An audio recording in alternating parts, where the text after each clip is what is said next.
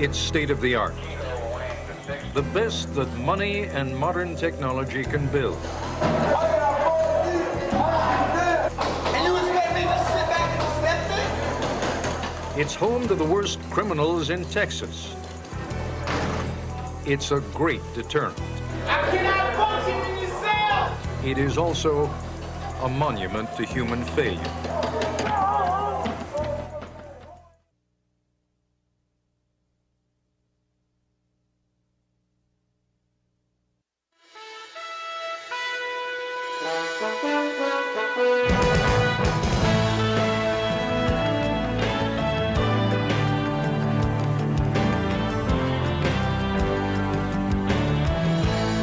Cell Block C of the Estelle High Security Unit of the Texas Department of Criminal Justice. Listen.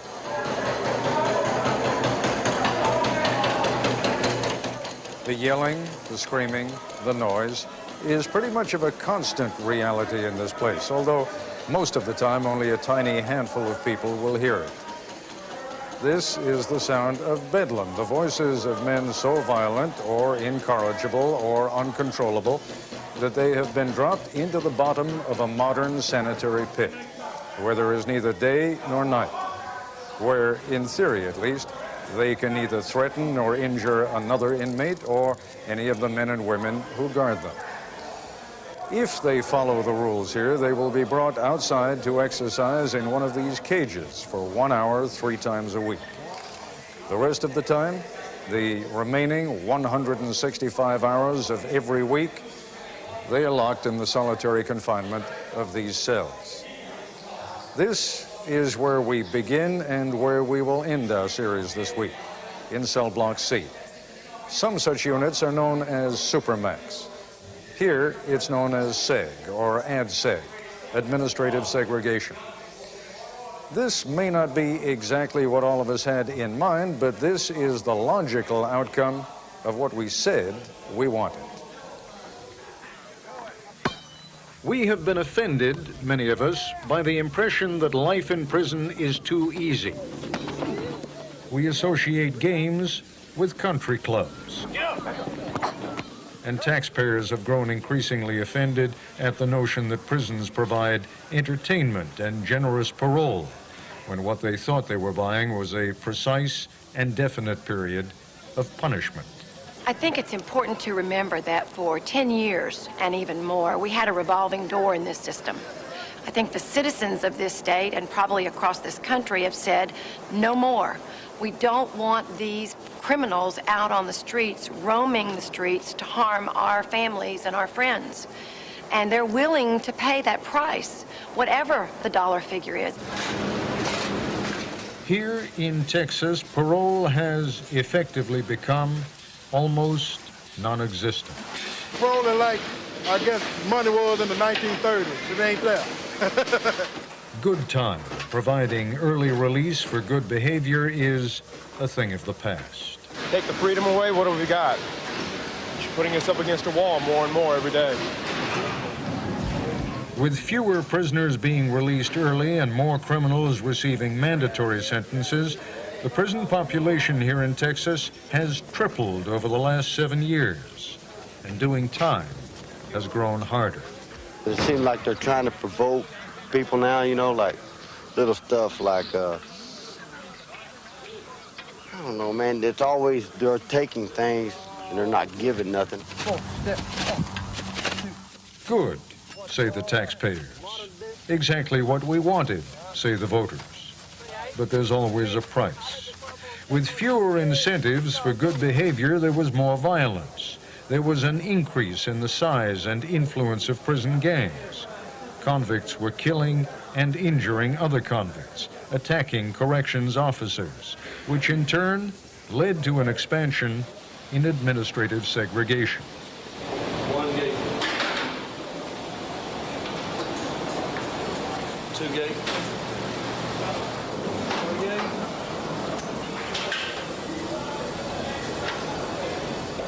The WIN unit is a maximum security unit.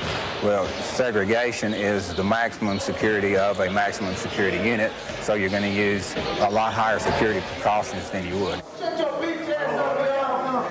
This is one of the older ADSEG units. Shake him down. Here, the inmates are permitted out of their cells every day for the brief walk down the hall to the showers. Open your mouth. Raise your arm. The men are strip searched. Big it balls. Their clothing is examined. Then, before they're taken out of their cells, the inmates are handcuffed. 2 guards escort each man down the hall behind a rolling shield that protects them from assault by other inmates. Otherwise, the only breaks in the day come at mealtime. The rest of the time, they read, they write letters, they draw pictures, they sit. Basically, I just lay around, read my Bible all day. The noise, though, never stops. There's noise all the time. I mean, this go on all night, 24 hours a day, all night long. This is cell block B4 of Wynn Prison, where prisoners classified as level 3, the most dangerous inmates, are housed in converted solitary cells. These men are permitted neither privileges nor personal effects. Cell doors are covered with heavy mesh. That keeps the inmates from throwing what they call correctional cocktails, a blend of feces and urine, at the guards. When we ask, was the last time he was outside? I'm not actually, as far as dates, I'm not sure. I have to rely on lighting as far as day and night, and I'm not sure of days. It's been numerous days, I would say weeks, maybe even a couple of months. But now we're supposed to be functional, individual, ready for release into society. Might be somebody's next door neighbor, but this is how you get treated. But they want you to act civilized in a cage, half hungry. But has it worked? If the goal was to cut down on violence, it has. In the mid-'80s, there was 1 murder for every 1,000 inmates. Last year, it was 1 in 15,000. ADSEG at Wynn Prison is tough. But at least there is some minimal human contact, and you can see the sky. You gonna eat? The new facility at Estelle, high-tech, computerized, sanitary, is much tougher. They all agree on that. The administration, the inmates, the correctional officers, all agree that they've managed to squeeze out practically every vestige of human contact at Estelle. The inmates there suffer from acute sensory deprivation. You know, as you can see, there's no windows. You know, there's the shower. You know, you don't leave at this period. This can be very depressive, you know what I'm saying? And, you know, you got people, like I say, that ain't as strong as others, but then too, you know, some make it, some don't. It is just a few hundred yards from the main prison at Estelle to the ADSEG unit. 2 inmates to be transferred a few hundred yards to another world. The young white inmate, David Barker. The officer in charge, Captain Steve Galen. Put your hands up, your mouth, flip, turn around, lift your left foot, right foot, bend over, spread your cheeks. Everything went SOP, standard operating procedures. I've known him quite some time through his incarceration. Barker is going to ADSEG for assaulting a guard, but assaulting a guard can be as simple as a verbal threat. He's a very passive individual. He's also a manipulator by bad behavior. He might stand his own for a while until he decided to go the easy way out and maybe do a staff assault and get locked up. Every time we leave, they strip us to make sure we don't got nothing. I'm used to it now. It happens every time we come out. Got to get used to it. The second prisoner awaiting transfer, Willie Madlock. Mr. Madlock, you're going over to administrative segregation, is that correct? Right. Have you been over there before? No. You know what it's like? No. No. Do you have any idea? No. Everything was going fantastic. Just standard operating procedures. He got out of all his clothes.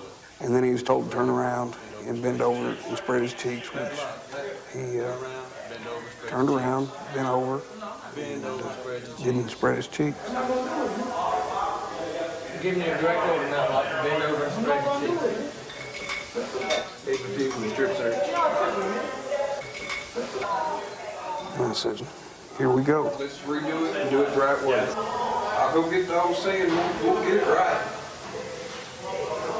So you're gonna deal with it now, or if I go get the OC? All I'm saying, man. All I'm saying is you're gonna do it, or I'm going to get the OC pepper spray, and we'll properly strip search it then. So you need to go ahead and drop your drawers and do what the officer tells you to do. What is it gonna be? See me, look. What is it gonna be? Since I've been here, man, y'all been abusing us, man, since we doggone been here.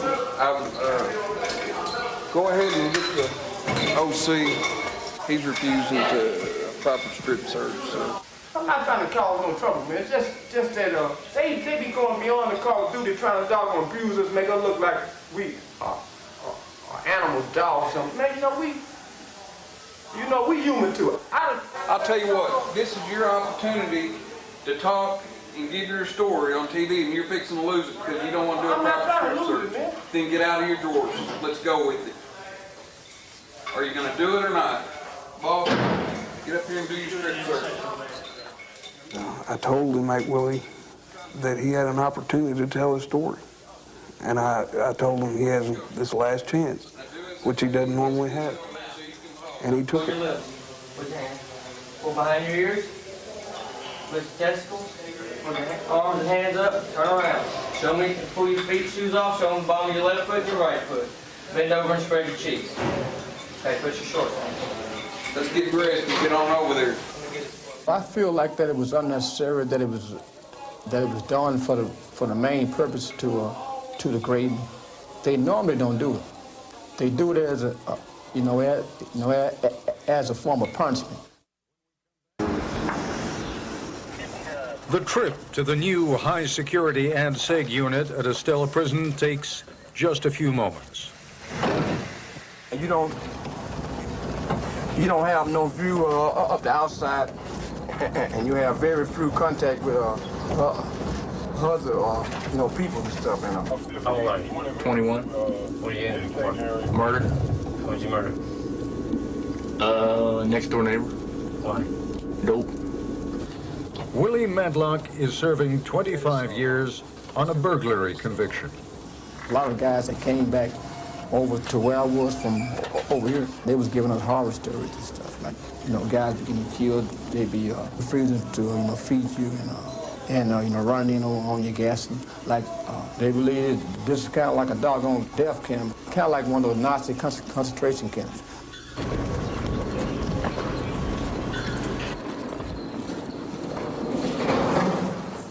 David Barker bears the scars of an earlier suicide attempt.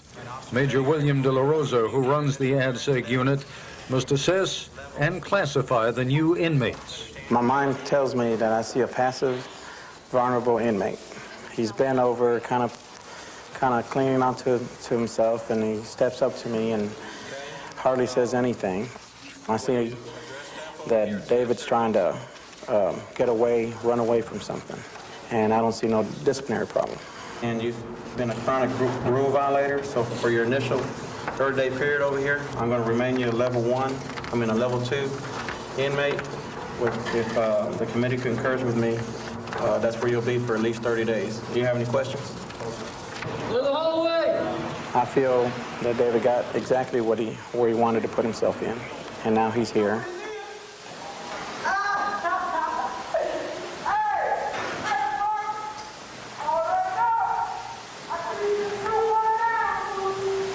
Open 116, 116.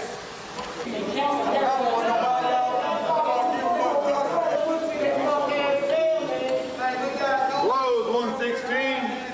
116. I did the crime, so I gotta do it. I gotta stay here and do it. Can't be no harder. Don't come here. It ain't no place to be.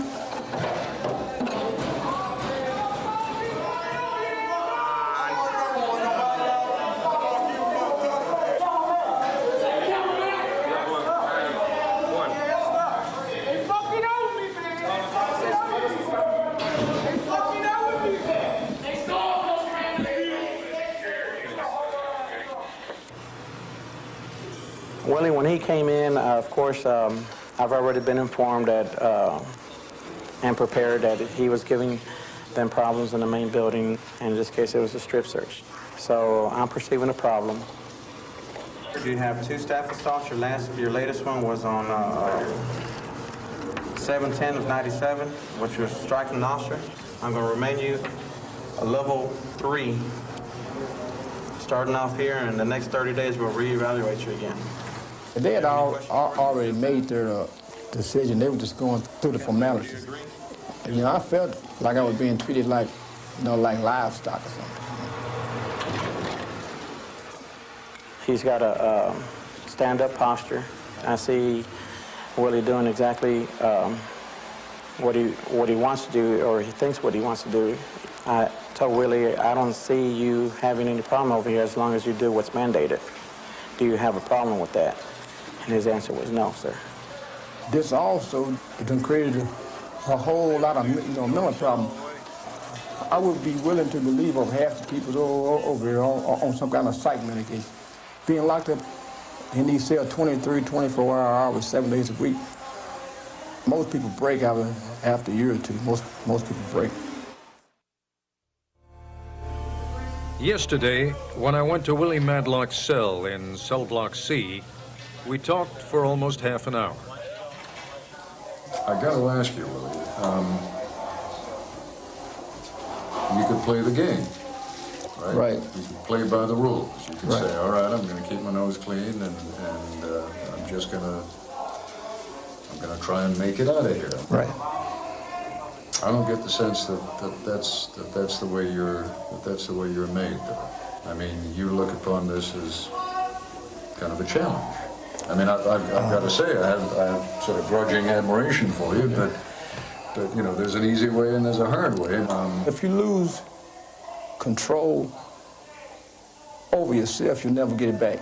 I mean, it's easy to be on the outside looking in and judging,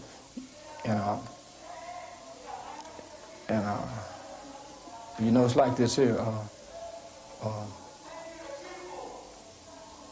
Person can only submit so much, man. Before he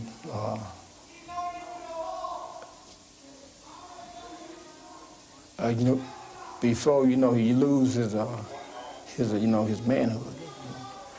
That's the way I see it. I've asked you a lot of questions. Anything you want to say? Yeah, Ted, all we want, man, is for, whatever reason you all is giving this story. We hope it be a two-sided story, tell, both sides of it. See, most people out there in America, they could care less about us, right? They feel like, lock them up, make them do as much time, make it as, hard as possible. But it's also another, side, to it too, is that person, peoples still need to be treated, human, man. Even though we are here rightfully, because you can't send us back out there, into the world, all, angry, without no hope, man. All that's going to do is cause more and more problems. There is another side to the story. There is always another side to the story. The victims of the crimes that put these men here, they are neither seen nor heard in this place. The correctional officers who walk the corridors with such authority and so much power, many of them, especially the newer officers, are in fact poorly trained, underpaid, and often very afraid themselves.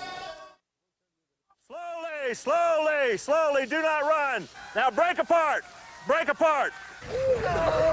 These men and women are trainees. applicants for the Texas Department of Criminal Justice. Open them up. Get your eyes open, force them up. It burnt. It set your chest real tight, couldn't breathe. What is good news for the rest of the country, low unemployment and a booming economy, is bad news for the Texas Department of Criminal Justice. At a time when the system is desperate for reinforcements, when the number of inmates has tripled since 1989, the cream of the crop, the best candidates, are opting for better paying, less dangerous jobs. Okay, when we do this area or whatever, and then you move down the front to the cross area, and you work your way down, and make sure you feel very thoroughly so you won't miss anything. Always shake down an area, okay? This is another thing that we're inspecting for, okay? Things like this. These things have been found. They will confront men who are dangerous, angry, often psychotic, men who have nothing but time on their hands. And those who are assigned to the ADSEG unit at Estelle will always have, in the backs of their minds, the knowledge that most of those inmates were considered too dangerous to leave in the general prison population. We're supposed to punch him, abuse him? I would not say they're unqualified. Our training does meet minimal standards for correctional officer training. I do believe that the training should be increased. In point of fact, the demand is so great, the training has been decreased from 6 weeks to 4. I think the training, if you listen, is adequate. I mean, to protect yourself. Defensive tactics is designed for the self-protection of the correctional officers. It is a limited familiarization program of 10 hours, and all we can do is familiarize them with the techniques. We had originally requested that we be allowed to train in defensive tactics for 40 hours so that there would be more hands-on practical application of those exercises. From here, this here is a straight-on block. Training has been cut. Standards have been lowered. A year ago, the washout rate was 10%. It's down to 1%. Many of the trainees are out of shape, but if they're going to trim down and toughen up, they'll have to do it on their own time. Let's say he has a shank. TDC slam 40 what? As long as they have never committed a felony, as long as they have not been convicted of a misdemeanor during the past 5 years, as long as they have graduated from high school or passed an equivalency exam, they are qualified to be trained as correctional officers in the state of Texas. The correctional officer of today is entirely different, a totally different picture, a totally different person than the correctional officer of years gone by. But I feel that the desire within the person is still there. They may not possess all the skills, all the mechanics about it, all the technical qualities, but if the desire is there, we can do a lot with it. Which is another way of saying, what else can we do? For a starting salary of $18,000 a year, almost any adult in Texas can work at a high-risk, high-tension job. I come in every day thinking my life will be in danger. I really don't trust, inmates. I feel that if you don't come in here thinking that your life's in danger, then the one day you don't think your life will be in danger, it is. It will be. In 1996, there were 918 assaults on Texas correctional officers. In 1997, that number jumped by more than 50% to 1,442. By the time I get home at night, I'm so wound up that it takes me 2-3 hours before I'm even able to think about going to bed. It's a high-tension combination, verbal abuse and physical danger. We told you yesterday about correctional cocktails, mixtures of feces and urine that some inmates hurl at the correctional officers. In an age of AIDS, it's more than disgusting, it's unnerving. You have to be really two different people, because if you go outside that gate and you act the same way you do in here, there's no one that's going to want to be around you. Because basically what you do all day is you tell people what to do. If you walk out this gate, and if I treated my fiance the way if I treated my fiance the way I treated the most well-behaved inmate, even, it wouldn't be a pretty sight. She wouldn't enjoy that at all. It is hard not to feel a measure of compassion for men facing years of solitary confinement in a place where no shaft of natural light gives even a hint of the passage of time. You can even feel a grudging admiration for the spirit of inventiveness and determination that pries open the isolation of concrete and steel. But the same device that draws a newspaper or a magazine from cell to cell can also pass a shank or a razor blade. It can maintain discipline within the Aryan Brotherhood or the Mexican Mafia. It can also communicate an inmate's death sentence passed on by one prisoner to another. Never forget, this is a dangerous place, a tinderbox, and the explosions are set off by the tiniest sparks. Not a day goes by in the administrative segregation unit without an incident. We're gonna need masks. Little incidents usually, trivial incidents. Any medical clearance to use chemical agents on inmate handy? But violent men under stress are always considered dangerous and treated accordingly. There was a trivial incident the other day on cell block C. Right now, as the situation was explained to me, the inmate refused to relinquish hand restraints, and he's out of one brace. He has the other brace still on his wrist, his other arm, and of course, you know, they're made out of metal, and that potentially could be a serious weapon. Major William De La Rosa is the senior officer at the Estelle High Security Unit. Right now, the officers are setting up a 5-man team, and we're going to have a Lieutenant Henry supervising the whole incident. He's going to go up to the inmate's cell. He's going to warn them of the consequences. He's going to tell them to submit to a strip search and to hand restraints. If the inmate fails to do that, chemical agents will be used. Kevin Vaselka will be the first officer to enter the cell. During the day at the office. You'll go in and you'll Do physical after the use of force. after the use of force. Will you have a gas mask on? If they use gas. Keys, Bridges, Wilkerson, Cox. The third man in line, Officer Rayford Bridges, is the team leader. When we're getting suited up to go in, I just want to lead the same way I came. I don't want nobody that has to go into the cell with me coming out getting injured. Well, usually dealing with that inmate before, usually it just takes the gas with him. But every now and then he'll fight off the gas and want us to come in after him. You got to be on your toes all the time. You just basically concentrate on what you're doing whenever you're in front of that cell door. Officer Kimberly Driscoll is recording everything that happens on videotape. The inmate, he was just acting abnormal. It's nothing new with that inmate. He just wanted attention. This time inmate is complying with orders. We went to the cell, and the inmate, he complied to orders to have the hand restraints secured, so I secured the hand restraints.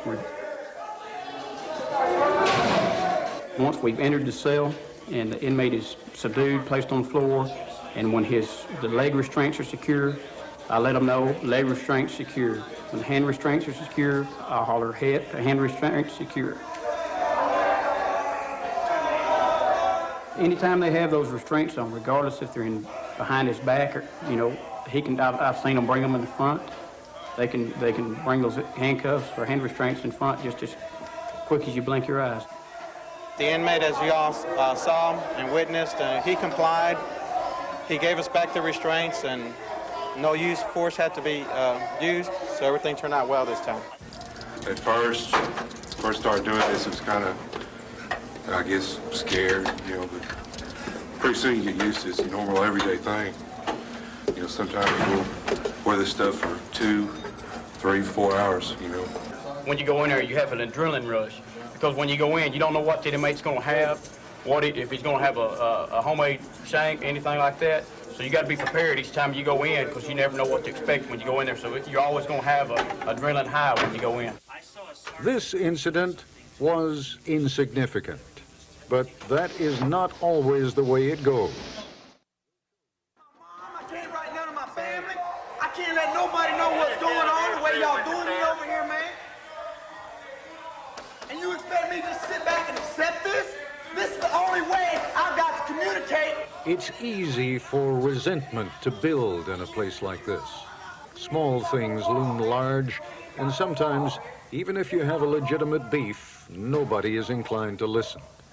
Sometimes inmates engage in pointless acts of rebellion. Most people don't understand. By putting your arm out here and refusing to pull it back in again, they're going to come for you. So why are you doing it? Because, Mr. Copeland, it's like this right here. For 8 days, I've been in a cell with no personal hygiene, no toothpaste, no shampoo, no deodorant, no nothing. This for 8 days for something I ain't even done. And this, if you go to them and try to talk to them and let them know what the problem is, they just look the other way and just keep on going. C Wing is on lockdown because of something that happened 10 days ago. Since that time, the prisoners here have been kept in their cells 24 hours a day. The water turned on for just a few minutes at a time every couple of hours. There have been no hot meals, just bologna and peanut butter sandwiches for breakfast, lunch, and dinner. And, like the man said, no toilet articles either.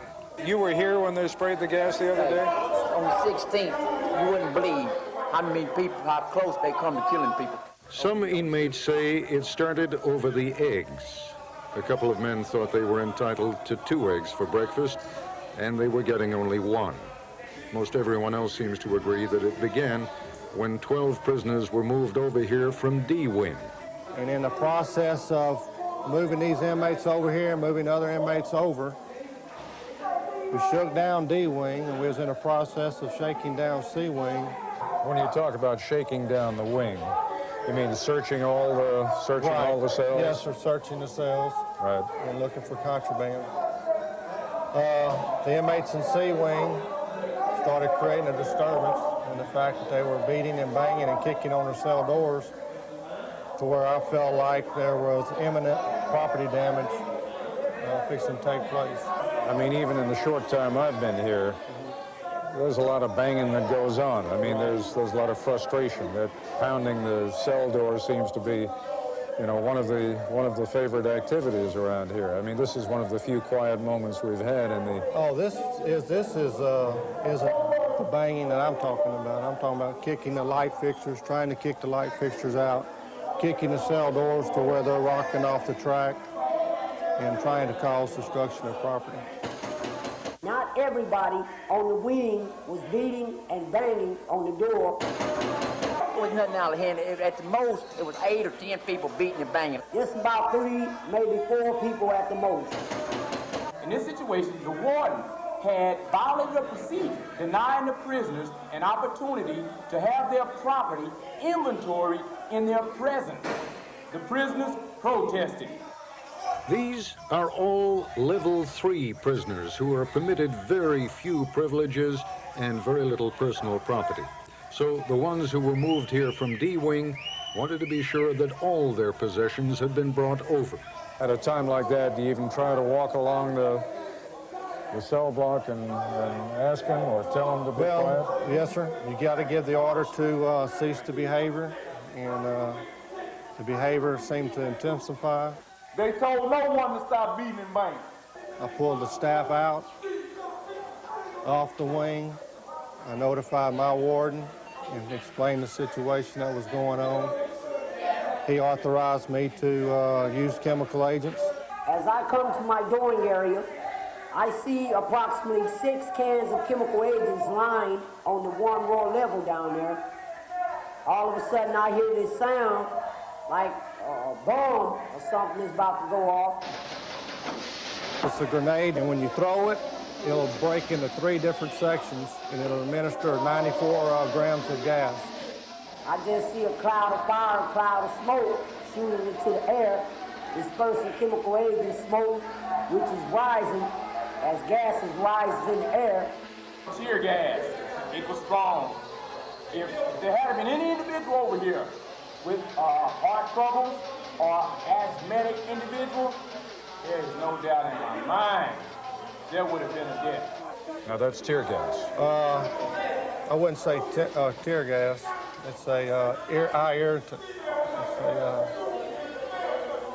Wouldn't call it tear gas in the form like the tear gas. Although, if you're around that smoke, yes, sir, it irritates the eyes. Irritates the eyes. Right. It causes your eyes to tear up. It causes the mucus in your nose to start dripping out. Yes. Irritates the skin. Right. After that, we were stripped butt naked, handcuffed and shackled, and took to the recreational area and laid on the concrete. We went along after the grenades went off, and we entered the wing. We started on one row, even side, on the end down here, and we started pulling inmates out. And while the officers were pulling inmates out, I walked the wing to make sure everybody was all right. There were some inmates that it didn't have that big effect on. They told me they was all right and they didn't need to go out. The reason why I didn't let them take me out is because I had my property in the cell, and they were confiscating property, or anybody that left out of the cell, they were taking all of the property. And if I would have exited my cell, they would have confiscated everything that I would have had. I would have came back in my cell naked. Open your mouth, run your fingers through your hair, lift them.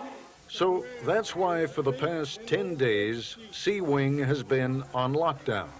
And why this man, whom you met at the beginning of the segment, refusing to pull his arm back through the food slot of his cell door, was protesting. He had nothing to do, he says, with the events that led to the gassing. But in administrative segregation, everything you do has consequences. Negotiation is not a part of the system here. You do what you're told, when you're told. This inmate, when they searched his cell, they found a single-edged razor blade and a fishing line.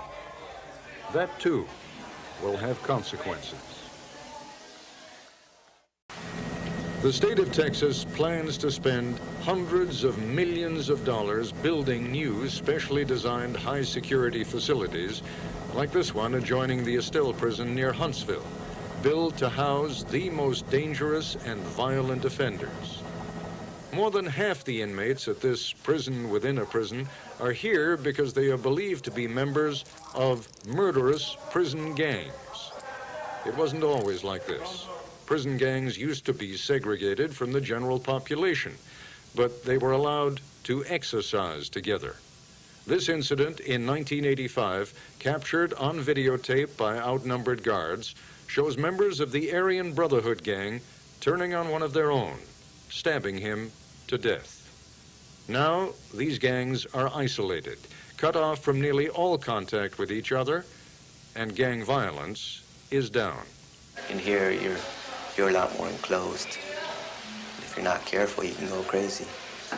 It's maximum security, right? Supposedly the most highest security of all the prisons. It's really difficult to speak to your neighbors here. But even in here, communication is not impossible.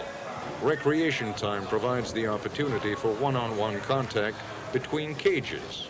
The gangs have perfected elaborate hand signals to communicate. No, I told you, I will give you my word. Okay? Gang intelligence officers like Sergeant Irma Fernandez are assigned to every prison to monitor gang members, talking to informants, reading inmates' mail. Just because they're in administrative segregation doesn't mean that they're isolated. You know, they still send word through visitation, you know, anything that they need done through visitation, through the mail, coded letters. They can still, whatever they need, they can still get done. Here's an example of a code. This is a postcard. Sammy Buentello runs the war on gangs for the Texas prison system. Basically, if you take off the photograph, you'll see that it's a number code. And in this particular case, they're discussing actually assaulting several people out in the community. And so this not only affects us, it affects the community at large.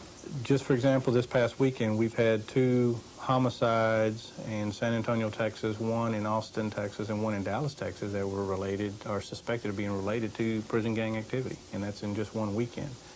It's getting harder and harder to identify gang members as the prison authorities crack down on them. Tattoos with gang markings are increasingly camouflaged. In this particular case, you see a camouflage Aryan Brotherhood. Now, if you look close underneath the eyes, you can see the A and the B. We could identify them because they were marked. Okay, now they've gotten smarter because we have started locking, you know, a lot of them up now. So that makes it harder for us, and we do it through their correspondence. We search their cells. Sell contraband, you know, selling things, you know, extortion. This man is a member of the Hispanic gang Barrio Aztecas, doing time in administrative segregation. All my time I've been back here. The rest of your time? And the rest of my time I'll be back here. And each time I keep coming back to prison, I'm gonna be back here. How does a little guy handle himself in a place like this, by himself? Even small people need to learn to maintain their own respect amongst others, especially in prison. If I have to go as far as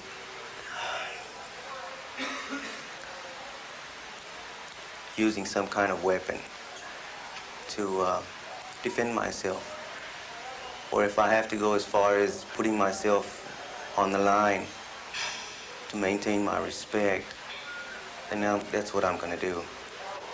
This is a place where they test you, though, isn't it? Yes. I'm gonna do whatever it takes to survive while I'm in this place. The reason I joined was because while you're in here, you know, you're not gonna be able to do your time by yourself. Physically, you could do your time. I could do my time physically. Mentally is what you need support in, not only with your family, but with other people. What we're about is it's brothers. We're brothers, which is we help each other out financially, mentally, you know, physically. If someone wanted to opt out, if someone said, I've had enough, I don't want to be a part of the gang, I want to leave, you can't just resign your membership. No, sir, you cannot. Blood in, blood out. That's what this is all about. I really can't go into it, you know, the details.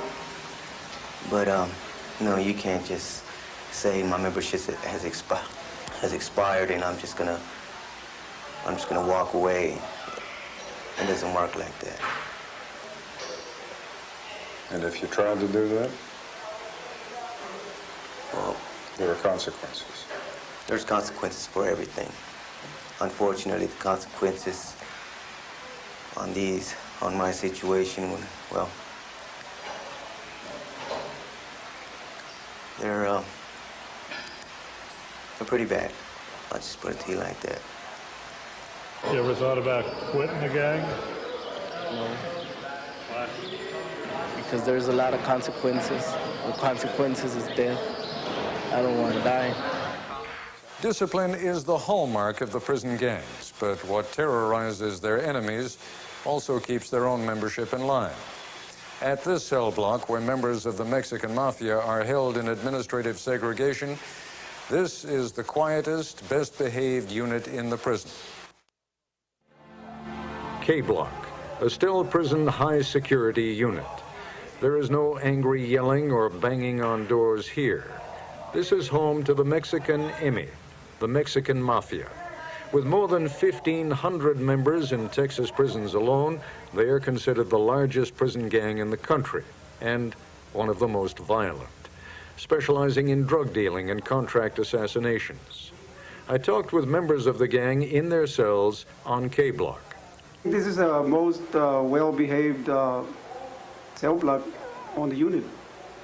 And the main reason is that we discipline ourselves.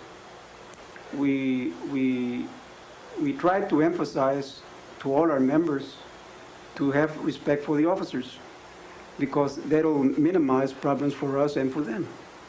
We just want to do our time. Joe Saldivar is a member of the gang who has been in administrative segregation for 16 years. Now, you're in here, those of you who are members of the Mexican Emmy. are in here not because you have assaulted a guard or not necessarily because of any violence while you were in prison population, but simply because you are members of a prison gang. Anybody who was known or suspected of being a gang member was segregated. But for the last 4 or 5 years, all our leaders have been engaged in is nothing more than establishing peaceful relations with everybody in prison. But the fact of the matter is, you men are a family. You are not only loyal to one another because you want to be, there are times when you are loyal to one another because the consequences of disloyalty, I mean, I've read your Constitution, the consequences of disloyalty are death. Theoretically, I'd be a dead man. They're supposed to be dead men, but there's cell blocks full of exes, not only from our family, but from other families. And it's practically impossible to carry out a murder the way you contemplate. Yeah, so maybe one day I'll be out on the street again. I mean, people, well, maybe people have long memories, right? That's happening. I can't deny that. You've been in here how many years? About 17 years. 17 years in prison. How many years in ADSEG? About 16. Explain to me, I mean, you're a very eloquent and apparently a well-read man. Explain to me how a man survives that and keeps his sanity, as you clearly have. Well, I just keep my mind occupied on whatever. I paint, I draw, I write, I read, and I exercise, and I keep active. I'm 55 years old, and I try to keep in shape. Are you in for life? I've got a life sentence, and I'm trying to make parole. Nobody seems to make parole these days. No, there's no more parole in Texas. And I don't know, I guess I'm stuck in here.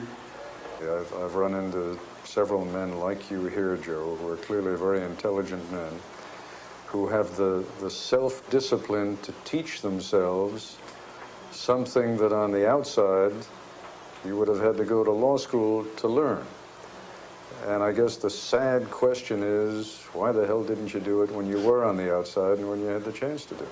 I guess if we had that answer, we wouldn't be here. I don't understand it myself. I don't know it. I mean, just think, if you'd gone to law school, you could be on the outside helping get other young men out of here, right? Yes, sir. One young man on cell block K who may see the outside of prison before growing old is Speedy Garza, up for a parole hearing in June and general release in the year 2001. Your family was here a few days ago to visit you. Yes. Does that make it easier or harder when you've seen the family? Well, it's really hard. I can't show that I'm afraid or that I'm scared or that I missed them or that I'm tired of being in this place. I can't show very many emotions at that time. I have to try and be strong so that they can be strong. So I try my best to keep a smile on my face and make them think that, well, everything is okay. While Speedy Garza meets with his family, nearby, a mother meets with her son. He has joined the Ku Klux Klan since coming to prison.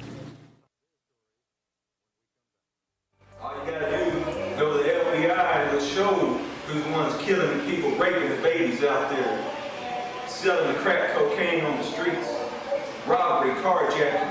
They sure ain't the white people. Travis Poole is doing 20 years for 2 counts of burglary.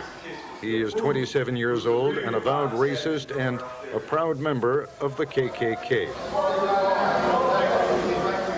He is kept in total isolation, confined to his windowless cell for 23 hours a day.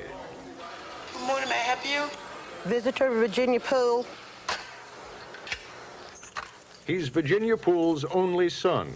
She and her husband raised Travis in a Dallas suburb where he got hooked on drugs, was in juvenile detention at age 14, in prison at 18. A long time ago, I made up my mind. I love my child unconditionally, and I apologize to no one for loving my child. I'm not ashamed of him. I'm ashamed of some of the things he has done, though. I will be by him as long as I'm alive and he needs me. Visiting days for most prisoners means hugs and kisses. For a prisoner under segregation, it means no human contact, ever. How's it going? Hey, babe. Yeah. I cannot describe how it feels. A mother likes to touch her children even when they're grown. I've touched him one time in almost 5 years, and it hurts. Hurts a lot. They talk about hatred, about his membership in the Klan. She and her husband raised their son to respect all races. Some of the things that I tell him is not real nice about it. Some of the words I say to him about that's very harsh, very harsh. She tells him to keep his hatreds to himself. And I hate it, and I ask him not to tell that. I'm very ashamed of that. I'm very ashamed of that. Where does that come from? It does not come from me or his father. It comes from prison. So you got in here because of drugs and burglary. Now, yes, sir. How'd you end up in that seg? Well, I had a couple of fights, inmate assault and weapons possession. You know, when you first come in, you get attacked. You see, if you're a man, they call it checking. You're gonna fight. You don't get jumped on by one inmate. You get jumped on by 4 or 5. Right. And after you fight one group of races, you fight the other ones. But you're in here then because you were in fights a lot? I've had a few fights. I had about 4 fights and stuff like that, and 4 weapons possession. So what does the Klan do for you in a place like this? Well, they write letters. They call the warden. They come up here when their members are having problems, stuff like that. So you communicate with them the way you communicate with your family? No, so it's on a different level. My parents and my family are not racist, quote racist, and they're against my beliefs. My mom don't even talk to me about it. She tells me I'm a fool. You know, she hates it. She don't believe in it. So why do you do it? Well, I believe in it now. I believe in it. Well, I'm still a little confused as to what it is that made you. I mean, you say they was carrying somebody there. Well, if I understand you right, you say you don't hate black people, you don't hate Jews, you don't hate Mexicans, right? That's right. So is it a question of racial superiority? Is it a question of one race being better than another? No. Well, God put everybody on earth for a purpose, and we all got our place and time. I feel we were the best ones. The white people are the best ones. White Christians? Yes, sir, white Christians. There's a lot of black inmates on this cell block. Yes, there is. Yeah. That's why I think they moved me over here. Now, does that bother you being on a cell block with a lot of African Americans? I'd rather be around white supremacists if you had your choice. Yes, sir. But we talked to your mom after she came to visit, and she does disapprove. I mean, yes, she don't like it. She doesn't think you're on the right track there. No, she don't. I mean, I get the feeling that you and your mom are pretty close, right? Yeah. I love her with all my heart, but, she's been here for me. I've done a lot. My family shouldn't even be there for me because I've done a lot to them, stuff like that. But they've been there for me. I think society as a whole views our prison population as worthless, and they're really not. I believe in justice. I'm not opposed to the death penalty. And it causes a lot of mixed emotions inside a mother's heart. You got this? You see this? It's all about that, America. It's all about that, America. Recognize it. Recognize it. That we ain't going nowhere. 33-5. Genocide. We are the master race. My child shouldn't be living in this. No mother's child should be living in this. But, however, we have to have justice in our society. And we're not against justice. But sometimes, instead of our system making better people out of them, it makes them worse.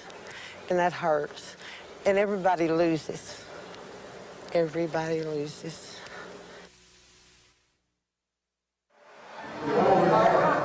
These administrative segregation units, in some states they're called supermax prisons, are clean, high-tech, state-of-the-art, and very, very tough to take. When I got here in this prison, it's nothing like the other prisons.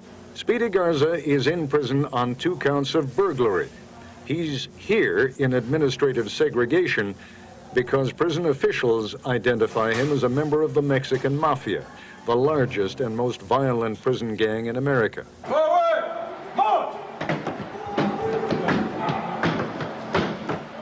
Supermax units were designed in the first place because prison gangs were quite literally at war with one another. Prison officials couldn't contain the violence. So now, if you're identified as a prison gang member, you're automatically assigned to one of these ADSEG units. These places are about behavior modification, and sensory deprivation is part of the plan. Harvard psychiatrist Dr. Stuart Gracian has studied the effects of solitary confinement on prisoners around the country. They start seeing the walls of their cells moving in and out, lights getting brighter and duller. They start seeing spots, and then the spots become meaningful stimulation, hallucinations. So over time, people lose their capacity to know what's going on inside of their heads and what's going on outside. When I got here, I realized there's no windows, there aren't anything. It's a lot more difficult. It was a lot different from what I was used to. They become increasingly anxious, paranoid, and overtly confused, delirious, and psychotic. If you're not careful, you can go crazy. There's already been 3 individuals whom I know of personally that got here pretty sane. They were doing all right. And unfortunately, they're not the same anymore. What are you here for? Texas State Senator John Whitmire was in the forefront of the Get Tough with Criminals movement. We have the toughest penal code in the United States. It's expensive, it's unfortunate, but what do you do when you have individuals that just insist on violating the law? They don't want to get along, they want to hurt people, they want to hurt guards, they want to hurt other inmates. This is their first, this is a prototype. We're building several others, and the question ought to be, where do they go from here? Actually, the crime that gets you sentenced to prison in the first place has nothing to do with whether you spend time in administrative segregation. Stick it down a little bit further, Davis. Some of the most violent criminals are model prisoners, while some of the men convicted of lesser charges like burglary or selling marijuana or driving while intoxicated end up here because they resorted to violence for one reason or another in the general prison population. And once they're here, whatever got them here, they have to deal with solitary. And a lot of men can't.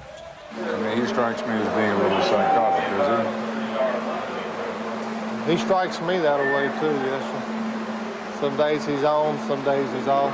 I've seen people just completely have lost their mind in cell. You're completely crazy. Talk to themselves. They play with their own waste. You know, they just, those type of people, you know, I really can't say what they do when they get out. They can't conduct themselves in here, so I doubt they can conduct themselves when they get in the streets. 95% of these individuals will be out on the streets again. That's the statistic. That's how many get out. And when you house them in these settings, you're costing us as much money as you possibly can. This is the most expensive way to house a prisoner, so you can ultimately get prisoners out sooner, and you're going to get them back to our community in the most violent and crazed and disordered state that you can possibly have them in. Estelle prison psychologist Dan Busby disagrees. Sometimes it has absolutely no effect. It's absolutely nothing to them. Then other people will have some effect from the derivation of stimulus, and but I find that's a very small percentage. I have the Spirit of God in me. That's right. I'm the Son of God. The percentage may be in dispute, but there is general agreement that this place drives men mad. Yeah, it really do. If you, like, it got several guys on this wing that went nuts. People, some of the people behind those is crazy, but me, how I feel, lost, lonely. I cried a lot. We have learned, we now believe, how to build the prison of the future. It may be a few more years before we can accurately gauge the full measure of what we've achieved. Solitude is a precious thing, but only when it's a matter of choice. In this place, you're left with very few choices. Here, solitude is the constant reality that governs your life and tests your endurance. Your cell is a little more than 7 feet wide, and if you include the width of your bunk, it's about 11 feet long. We installed 2 tiny wide-angle cameras in the cell, and I brought in a high-8 camera that would permit me to keep sort of a video diary. You can't expect to reproduce the desperation that must come with knowing that you're going to be locked in a cell like this for the indefinite future, but the hope was that if I spent 12 or 14 hours here, I might gain a useful insight or two. I was put on C Wing. This is the cell block they gassed a couple of weeks back. Almost all the inmates here are level 3, which is to say they have very few privileges to begin with. Since the incident that provoked the gassing, they have no privileges. The entire cell block is on lockdown. Hard to know where to begin. The noise, I suppose, that's the first thing. They locked me in here about 8:30, and about 8:40 the banging started. One of the inmates, a few cells down, just banging on his door, banging on his door. The microphones on these high-8 cameras are not too good. The steel and concrete makes the cells kind of echoey to begin with, and the noise, even without the banging, rarely lets up. It's now 5 to 10, and it'll be lights out shortly. Since that time, just a lot of yelling. Some of it, I'm sure, is yelling back and forth, cell to cell, people communicating with one another, but a lot of it is just yelling, just people giving vent to their frustration, their anger, their madness, whatever it happens to be at the moment. Normally, if that's ever an appropriate word in this place, normally meals must be an important break in the monotony. Since the lockdown went into effect, they're part of it.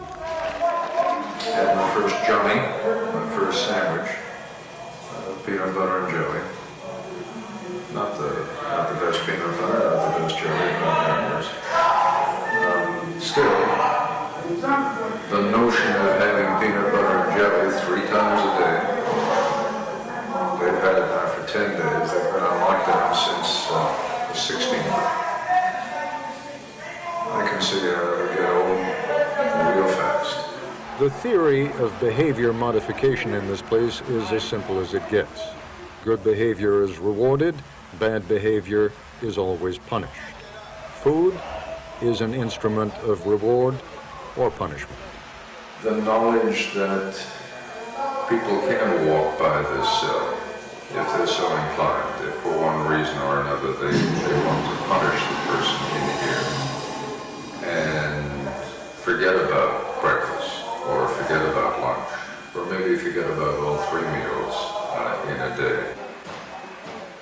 Water is normally turned on to the in-cell showers for 20 to 30 minutes a day. It can also be turned off.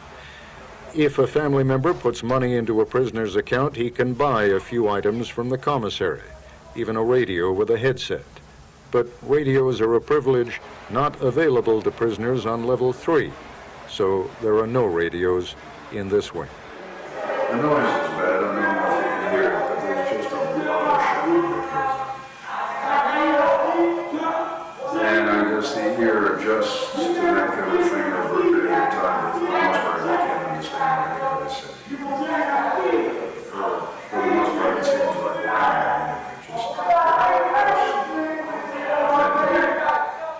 Prisoners who are evaluated as being psychotic are sent to special psychiatric units in other parts of the state, but they're also sent back. Several of them are on this wing now. It's a close call, and it's hard to see how this place will do anything but drive them over the line again. I thought the nights would be the bad part here. I don't think that anymore. I've been here long enough, at least, to know that No matter what the noise is out there, you can sleep. And as long as you're sleeping, the hours pass fairly quickly.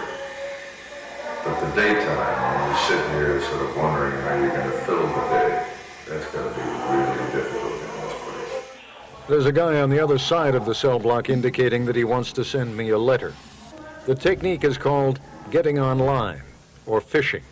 He's flicking out a line weighted with a comb. If I had a line of my own, I'd be expected to hook his with mine, and then I could draw his line with the letter into my cell. This guy is good enough, though, to do it without any help from me. There's the fishing line, and somehow that inmate across the hall managed to flick that comb under the door of his cell, across the floor of the corridor between our two cells, and under the door of my cell. The letter was mostly about food.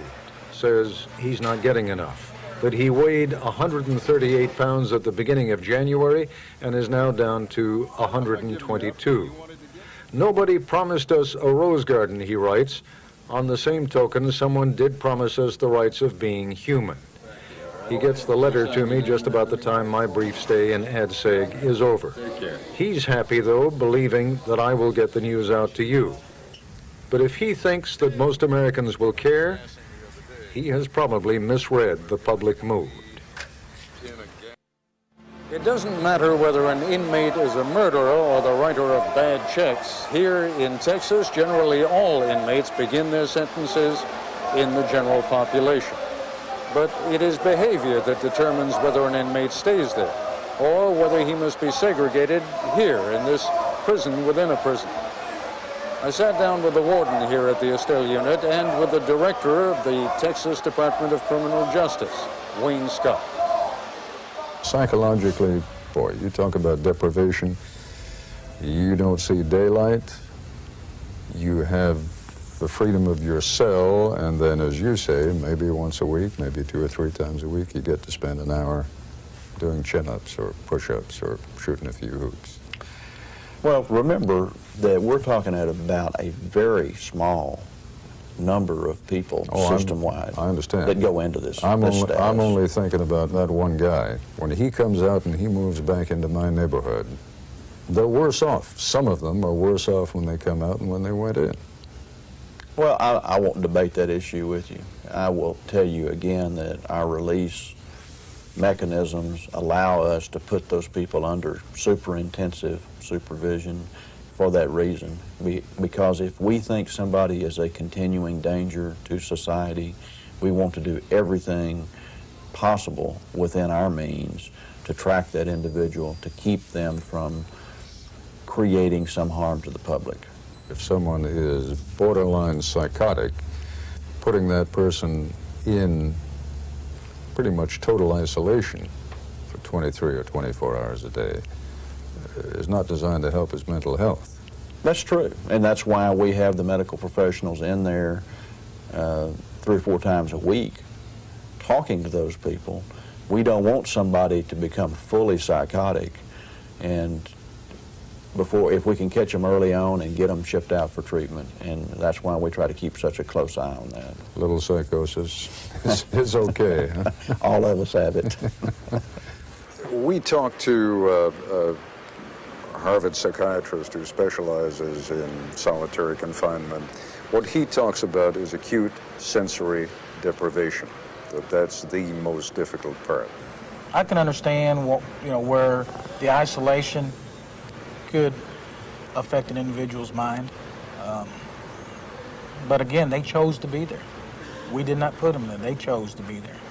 Yeah, look, this is a place where everything you do has consequences. Yes. This is also a place filled with people who didn't get that when they were outside in the world. They always thought the consequences didn't apply to them. So the question is, how well do the teaching methods work? It's obvious that they're not working. And again, that goes back to the individual, what he wants to take in and what he does with that information when he gets it. The great fear, I think, that people on the outside may have, I'm talking about civilians, when they see this series that we've been doing is the implicit message here is you've got men who are so incorrigible, so tough, so violent, that they can't make it here in the general prison population where they're surrounded by people just like them. But once they've done their time in Ad Seg, they're out on the street. I'd be a little concerned if one of those fellows was moving into my neighborhood, wouldn't you? Oh, yes, sir, I'd be concerned. And what's the answer? There's no hope for that individual, in my opinion. He was aggressive, for one, to get into Ad Seg, and he was probably aggressive before he came to the penitentiary, and he's going to continue to be aggressive when he gets out. But if anything, he's a little meaner, a little tougher, a little more psychotic than he was when he got here in the first place. Yes, sir, I'm not going to argue that point either. You're the mayor of a big and tough city here, and you've got to take control of this place and maintain control of this place. But let me ask you to put your warden's hat aside for a moment. Just talk to me now as citizen Figueroa. Is there a better way that society can deal with these men before they come in here? I think we're not educating at the elementary grades. And when I say that, we're not educating as far as what's right and wrong. Some people accept that, you know, if you do something wrong, and if I try to approach that child and try to correct him, I have to worry about the mother and the father and everyone else. And I think that's where I see some mistakes being made. Lack of discipline. Yes, sir, lack of discipline from the parenting into